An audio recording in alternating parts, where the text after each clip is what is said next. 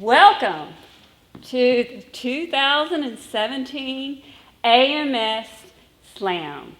I'm Miss Mercier, and before we start, I need to thank some people who really made this slam possible. Miss Sewer, she helped so much, and Miss Cathcart, special call out. Principal Dockery, and all the admins. Special call out to Mr. Holton for working with school poets. He's a poet around school. He comes in and says, now slow down a little bit. Now what did you mean? Did you really want to put that word there? It's wonderful. All the scorekeepers and the judges, including staff and 8th graders. We couldn't do this without our 8th graders. And the teachers who taught you the fundamentals of poetry. Where would you be without them? Miss Erin Hill, thank you so much for coming out to film this slam. It's a pleasure to have you here. Martha, thank you for going to the 6th grade and slamming. You got them excited about it. The PTO for always helping to fund this slam. Also, the judges, Miss Proctor will be introducing them, but there are 2 of them sitting over here that have been in your seats not long ago. And to make matters more complicated, one of them was her coach last year. So we always love it when our poets come back home. Now I wanted to introduce your MC, who always works with you in a way that only she knows how to do. I love this lady. She's like family to me, and she's a very smart lady. She never will come to my house if I'm cooking, but if my husband's cooking, she's there with bells on her toes. So please give a welcome to Miss Keena Proctor. Yes, we do. I am so glad to be here again this year for the Poetry Slam because I've been missing it. I work at Isaac Dixon Elementary, and I've kind of missed it a lot because I'm working with younger kids now, and so it's kind of hard to teach poetry on a smaller level the way that I like to teach it when I used to teach with 5th graders. But I am so glad to be here. So first we're going to go over some rules. Some of the rules that we're going to think about is all of the slammers here have worked very hard. So I ask that you please put on your best manners. When people are slamming, please no yelling. Let's keep the talking levels down when someone is performing because they need to focus on what they're doing and they don't need to focus on side conversations. We have 3 rounds. There will be 3 rounds. So everyone will go the first round. Then some of you will make it to the 2nd round. We're not sure about how many because it's according to how time runs. You'll make it to the 2nd round.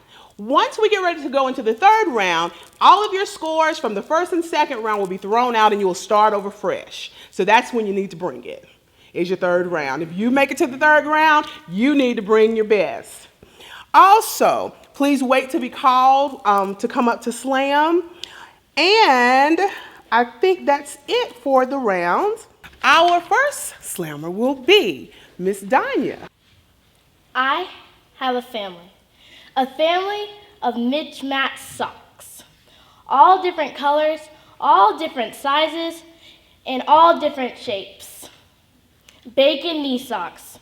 I love her to death, but when I try to hang out with her and her friends, she says I'm the annoying one. Red fluffy ankle socks. Always there when I'm sad.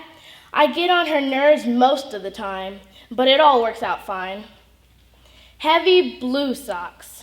Ready for any type of weather. Fast on the road. Ready for any type of hunting.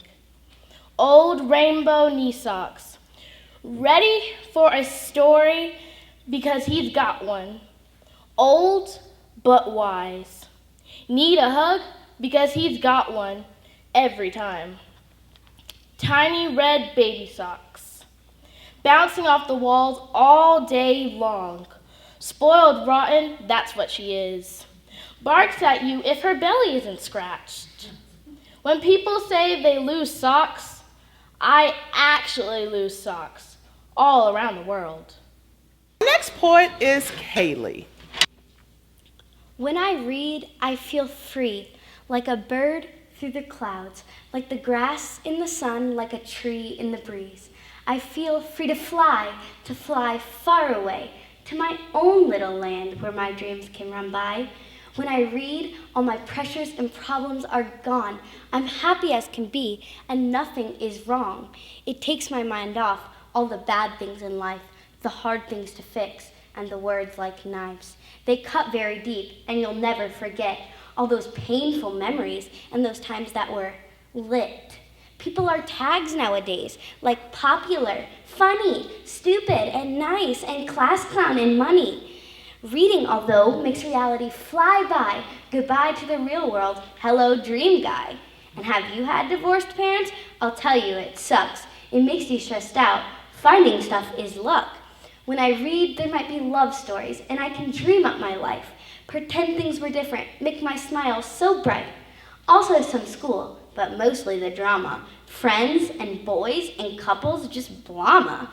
I wish things were different, but there's really nothing to do except be myself. But what reading can do, it takes you away to a whole different land, a place where you're happy. The book can lend you a hand. It helps with life problems, makes you happy, not sad. You're free to be carefree and not think about bad. And have you ever moved? Then you know it's a pain in the neck to box all your stuff. The whole process is just black. I wish I could read, all the day long. Just sit there contently without sound or bong. Reading is awesome. That's all there is to it. Just pick up a book. Come on, you can do it. 8.3, 7.5, and 8.1. We will have Michaela. The girl. She is like no other. She has fair skin, dark black hair, deep green eyes that mimic the world around her. Thin, pale lips, and a pointed nose that is just slightly off-center. But most of all, she's a writer. She is way above her age, writing about things like life, justice, and equality. Why does no one listen to her wonderful voice that sounds like silk? Is it because she doesn't have blonde, curly hair, sun-kissed skin, crystal blue eyes? Or maybe it is because she doesn't have a cute button nose. Perhaps her thin lips are a deal breaker. Everyone sees this girl as someone who you wouldn't waste your time on. No one who would even give her a half smile or even the slightest wave. So no one listened to this amazing girl just because she didn't have a beautiful face to match her outstanding, amazing, spectacular, beautiful mind. Poet will be Mateo. I'm done. I need to stop. I need a pause button. But in this crazy race to be the best that we call life, we don't have pause buttons, but we have earbuds. We have Spotify, Pandora, SoundCloud. We have a way to escape for a little while with this fantastic, underrated art form we call music. Rhythm, beat, rhyme, they liberate my mind like a bird fleeing its cage. They let me escape the world's horrifying problems. They let me dream, they let me create. Music makes me a superhero. It wakes me up in the morning when I feel like I can't leave my memory from heaven. It makes the world not seem like it's clawing me down like a savage dog. It may not be a pause button, but it's all I got. And our judges' scores are 7.7, 7.9, and a 7.9. Let's give Mateo a hand. Our next slammer is Eva. Hi, I'm a self-loathing teen. What, you shouldn't expect much after you spent my time telling me I could never be anything. Hi, I'm a self-loathing teen. Maybe I'm this way because I'm not lean. It could even be that it's because you told me I'm just not a pretty teen. Hi, I'm a self-loathing teen struggling to find a meaning. Hi, I'm a self-loathing teen. Do you even know what that means? Instead of being obsessed with being young forever, I'm obsessing over getting myself together. Hi, I'm a self-loathing teen, and I've realized how to find my mean. I mean, my body is a palace, and I'm the queen, and the crown fits me to a T. Hi, I was a self-loathing teen. But being a self-loathing teen wasn't for me. And now we will have Jonas. She's always growling like you and me, and always falls like you and me. She doesn't like to be bothered, so let her be. You and me, we ignore her wishes, and what we do hurts her friends. If someone took a part of you and me, would we ever be the same as before? She is not as strong as she used to be because of you and me. When we take from her, her friends suffer, and she can't fight anymore because of you and me. Are 7.7, 7.3, and 7.5. And now we'll have Anthony. Fight the power. Fight for your enemy. Fight for your family. Fight for your living and fight for your friends. Fight the power. Fight through school, fight through life, and fight things that are so tough. Fight the power. Fight through the struggles in your life. Fight for what is right. And fight for cancer. Fight the power. Fight through sickness. Fight through the disease. Fight through the diabetes. Fight the power. Fight through your own career. Fight through the tough days. Fight the things that will make you succeed. Fight the power. Fight through your job. Fight against your bullies and fight against the racism. Fight the power. Fight through the madness. Fight through your childhood. Fight through your goals that I need to reach. Fight the power. Fight the things that are so stressful. Fight the things that will, fight the work that you have. Fight through the sports that you play. Fight the power. 7.9, 8.3, and an 8.4. Let's give Anthony a hand. Why am I so dumb? People ask themselves. Why are they so smart? But would you believe me that leaders and smart people are made, not born? Sure, some people have disabilities and are smart, but they don't let their problems let them down. If you just believe in yourself and study, you will become smart too. Don't bully that kid just to steal the answers. Knowledge is earned, not given. You aren't given knowledge when you first are born. You earn it as you grow up. So the next time when you say to yourself, why am I so dumb? Just remember that deep down, the soul of knowledge is ready to be free by the key of studying and learning. Heroes are made, not born. 7.9, 8.1, 8.3. It is Gracie. Some days I wonder why being me isn't enough. Why me liking to play Pokemon is anybody's business. Why loving to read is such a problem. And most of all, sometimes I wonder what's wrong with my hair. So I don't have braids anymore. So my hair isn't long anymore. That wasn't me. That made me feel fake. So what if my hair is a curly mess now? My hair is me and I'm staying. But being myself just doesn't seem like enough for some. Well, I have a message for them. If you say my hair is a mess or tell me to get a new wig, I won't care because this is me and I'm staying put. Our next poet is Imani. Society has given us just because they don't understand who we are. They label us because they know we are different. They know we can't be who we are with the judgment that comes for the ones who don't understand. They know that because we are different, that we won't show who we are. Because we are scared of what people might say. But we shouldn't be scared. We shouldn't cover up what makes us special. We should embrace that thing that makes us who we are. So no more covering it up. No more hiding who you're meant to be. Show people that you are not afraid of their labels and that you know who you are and that they will not take that away from you. Our next poet is Zeta. Have you ever thought about the world you live in? Have you ever looked up to wave or even smile at someone? Do you know what's wrong with our world? What's wrong is that LGBTQ people are treated horribly, non-Caucasian ethnicities are considered minorities, and wars are started over differences, over what was said, over words. Those are the words of our world. Those are the words. I have different words. The words about our reality, about who I am, not what I want to be. About how 20% of second graders have a phone and how there's a 24% birth rate for teen pregnancy. How 8 times as many African American people as white people are killed. How less than half of the labor force in America is made up by women. How 60% of teens said drugs were sold, bought, kept, and used at their middle school. How teachers, who work 60 hours a week, are only paid $59,000 a year, and the average American salary is $81,000. How over 56 billion animals are killed each year by humans for food when vegetarians get along just fine without meat. About how we know what's right and we try to speak up, but nobody's there to listen. Nobody's there because we are killing ourselves, our world, and each other. We are killing everything we hold dear to us. We are wasting and wasting time and resources that we depend on, and nobody listens.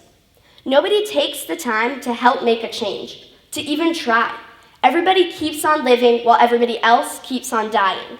Everyone hurts the ones who help. Everyone sees from only their eyes, and nobody listens. An 8.1, an 8.0, and a 9.1. Our next poet is Elena. Some things that remind me of standardized testing.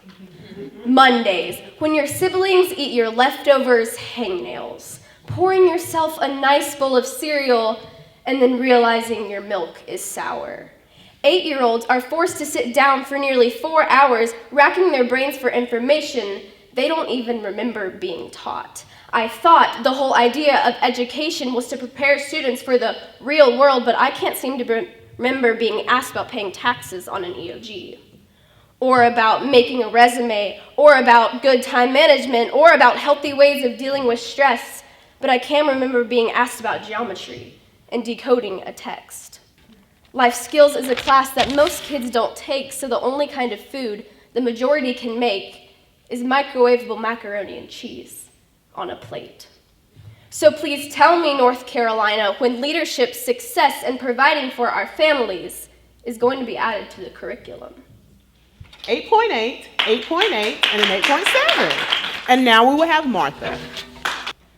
America, the land of the free, where people can be anything, regardless of their race, religion, ethnicity, sex, body type, sexual orientation, age, or class, where people can realize the wishes of the past and combine them with the sun of opportunity and the water of independence to grow until they reach the stars. And when they get there, they grab a handful and plant the stardust like seeds that bloom into possibilities for anyone to follow their hearts and take part in this crazy conception we call America. Reality check. That was a sales pitch of an idea that could have been something great but took a wrong turn along the way. Reality check. Our founding fathers wrote a Declaration of Independence stating all men are created equal, with an unspoken side note that accepts blacks, women, immigrants, Muslims, Jews, LGBTQ, and many other minorities from this rule. Reality check. The Voting Rights Act wasn't passed until 1965, and even after many years of protest, violence, and sacrifice, many people still struggle to share their voice. Reality check. Eligible voters weren't given the respect they deserved. They weren't given the ability to share their voices. They had to survive so many years of bloody protest just to get where we are now, which isn't near perfect. Reality check. And even after all of that, many Americans don't even care enough to vote. In 2012, less than 45% of Americans bubbled in a ballot.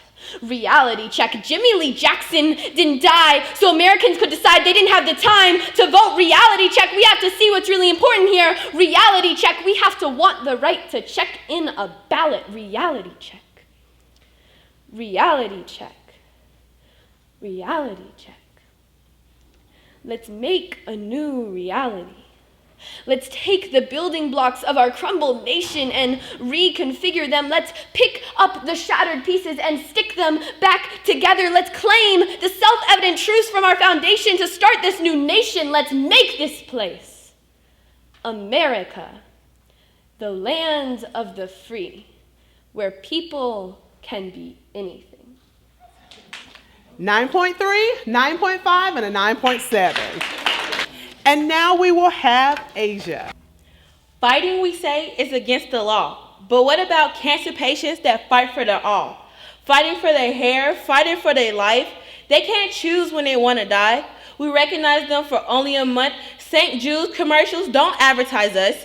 Dividing and dividing, rapidly spreading, fighting hard and fighting strong. Thanks to the doctors that let them go home, 77.25 is the percentage of us getting it but will not die. You will not be forgotten or let alone go unknown. To the cancer patients that live here and to the ones that are buried, live on.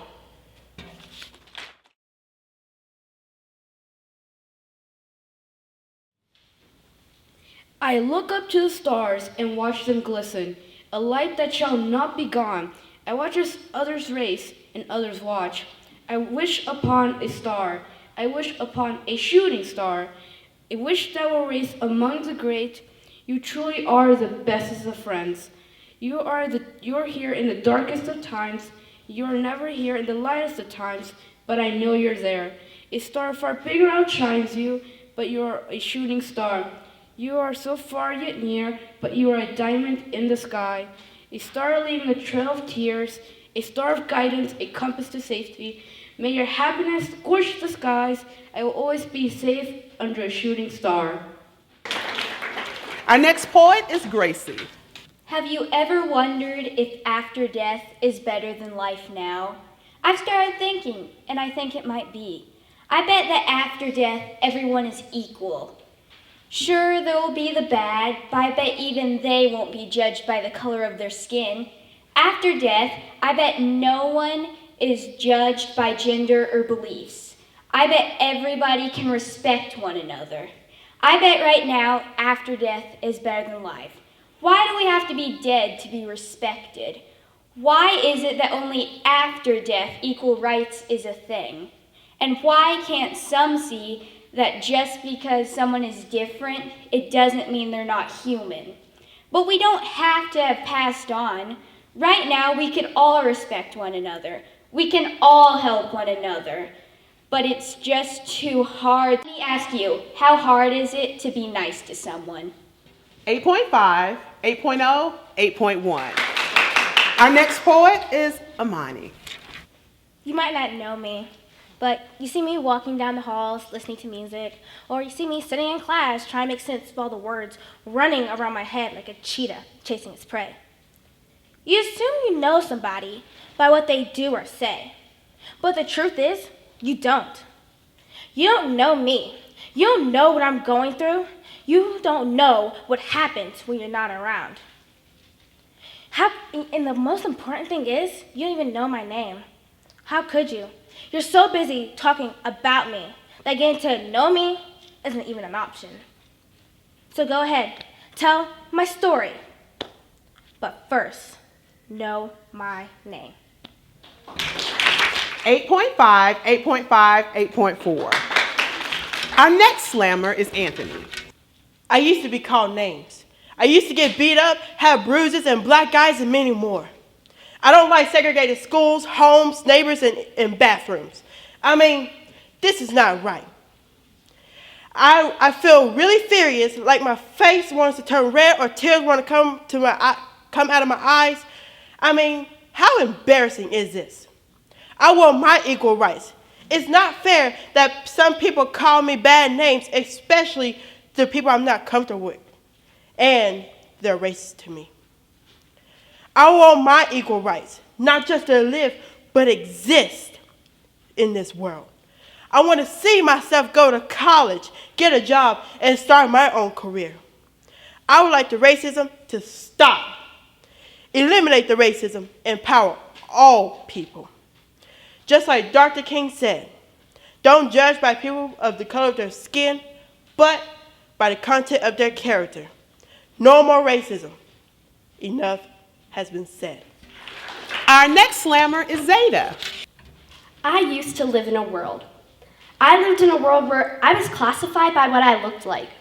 I lived in a world where it didn't matter what my values were, where if I chose to be who I truly was, then I was judged.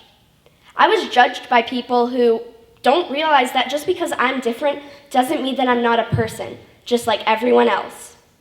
I lived in a world where because my teeth weren't perfect and I wore the clothes that I like, not the ones on magazine covers, it was seen as wrong. Why should someone not want to be my friend just because their family has more money than mine? Because I'm vegetarian doesn't mean that I'm a freak and that I don't eat normal food, like potato chips and Jolly Ranchers. I lived in a world where just because I love to sing, you thought that you could call me annoying. I lived in a world where, because I was intelligent and took pride in my work, meant that you could call me a nerd and say that I didn't have fun. Well, I do have fun, because I chose to live in my own world. In my world, I hang out with people that like me for who I am, that value my friendship. In my world, being different is being unique. It doesn't matter what you look like in my world, because you're beautiful. It doesn't matter how much money you have, because you can't buy a true friend. It doesn't matter what you like to do, because that's your decision, and you don't need someone else to make it for you. In my world, everybody is different, and everybody is equal. One day, my world will be your reality. All right, and our scores, 8.7, 8.0, and an 8.7. Our next poet is Asia. We fought a lot, but that will never stop. We argue, you don't care, you tell me to listen here. Smiley face drones to let me know that mama's coming home. I'm telling her you told me I'm adopted. Yeah, okay, if she ever shows up. You're too young to understand. She's probably one of her hookups. That's why you dyslexic now. I would frown. I picked it up and made A's and shoved it in your face. I bet you tell me you love me now. Cause you never thought I would make a way, but here I am, standing tall and strong and proved you wrong. Our next poet is Elena. I have a grandma. Not the bake me a cake, here, I'll tie your shoe and hold my hand while we're crossing the street kind of grandma. No, she dances to her own rhythm, sings her own tune, smiles when she wants to smile, and doesn't let anybody take advantage of her. My grandma is an educator who doesn't need a whiteboard to project her lessons. Instead, all you have to do is look into her eyes. There is a certain sparkle you see. That is her plethora of books. That is her library. All of her knowledge stored beneath the surface. I love going to her house because her books are stacked as high as the ceiling, on every shelf and in every corner. Sometimes when you sit down on her couch and everything is still, you can feel the millions of words that surround you. You can sense the hundreds of stories just within your reach. My grandma is stronger than Superman. She is a cancer survivor. She is a retired teacher. She is a strong-willed, independent, free-spirited mother. I'm lucky to have such an astonishing role model in my life, to guide me through my bad decisions and always make me laugh with appropriate birthday cards that I'm not really supposed to show my mom, but when she sees them, she cracks a smile, before taking it from me and glaring at her. I have a grandma, and we call her Dandy. 8.9, 9.0, 9.0. And our next poet is Martha. People try to define you, squeeze you into this little box in their minds. Even the outliers have a picture on their puzzle boxes. But life wasn't meant to travel in a straight line. My curves, they will call my mistakes. The roundness of the path I follow will be regarded as a misstep. But my life is not a mistake. Everyone was put on this earth for a reason, including me. You might not understand that reason yet. I might not understand that reason yet, but this spark of defiance inside of me can be lit into a bonfire, my light blazing, screaming out the words I wish I said to you when it mattered. Because this confident-looking girl I try to put forward every day is made of glass. Glass that was once bulletproof but gets weaker every time you shoot me with your words, every time you tell me what a girl should look like. Because the puzzle pieces to my puzzle don't fit together perfectly. It's always changing, never organized, more complicated than your simple, beautiful, 100-piece puzzle that never falls apart. And every time I try to please myself, every time I try to make myself feel good or dress for myself, there you are, judging the fraying puzzle pieces that make me feel happy, the pieces that don't have a picture on them because they're so old and they've started to decay because I haven't used them in so long. But the look you give me, I put the old, decaying puzzle pieces back in the closet where the dust welcomes them. I take out the bright, perfect-looking puzzle pieces, but as soon as I put them on, they go from stylish to clownish. And you may think of me as a wannabe, or a freak, or a loser, or a non-starter, or a catastrophe, but I define myself as all of the above.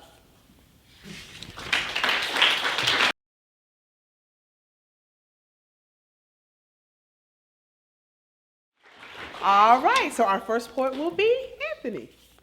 I am a young man. I am a 7th grader that makes good grades. I am a student that will succeed. I am a truthful young man. I am a guy that I can exist. I am a guy that can see their own dreams. I am a guy that might graduate. I am a guy that will stand up for myself. I am a guy that plays music. I am a guy that makes friends. I am a guy who will grow up. I am a guy that never get up. I am a guy that have freedom. All right, our scores. 8.5, 8.4, and an 8.5.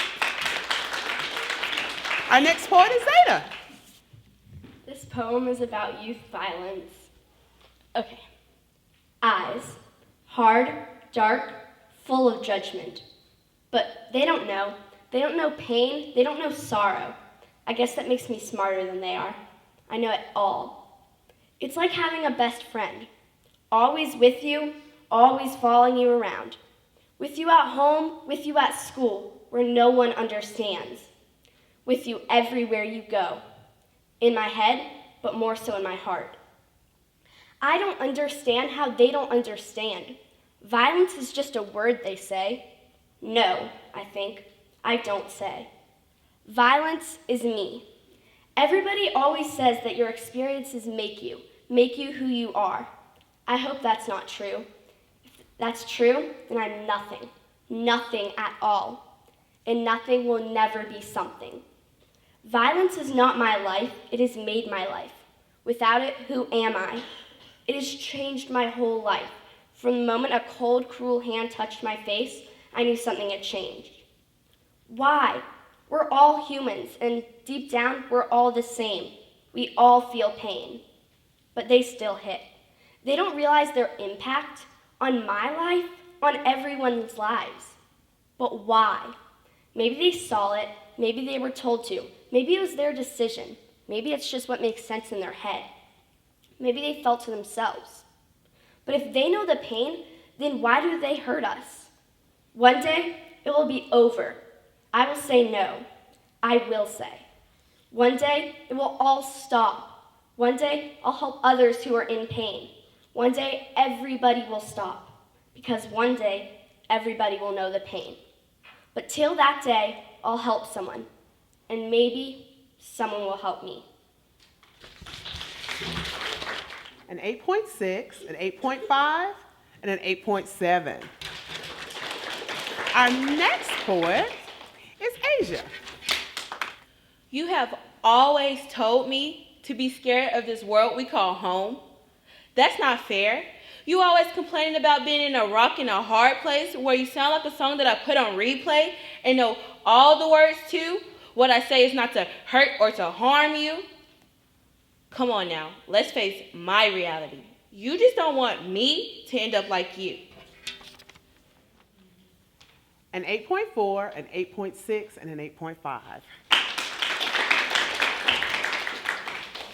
Our next poet is Elena. Hi, I'm the internet. I am an amazing platform for cyberbullying, harassment, and creepy old men. I will send you twisting and turning on a roller coaster of emotions. I'm not for the faint of heart. You better have some pretty high self-esteem because I can assure you it's only going to get lower after you've been introduced to me. The first time you get called fat behind a screen, it's going to sting, but you'll just brush it off as a simple misunderstanding. However, when the same profile comes back and back again, just to try to break you, you start to ask yourself why the root of their hate revolves around your weight. But don't worry, you too will be categorized as a cyberbully. I never called her that. It's too late, though. Your words have already been gazed upon, screenshotted, and altered. I never said that, but they've already made up their mind about you. Don't let the hate control you. After all, you can't believe every piece of information that I tell you. Our scores are 8.9, 8.7, and an 8.9. Give her a hand. And our last poet is Martha. I'm tired of being the teacher's pet, of being classified as a try-hard on the first day of school. I'm tired of being handed advantages because of the color of my skin, while others don't get those free head starts.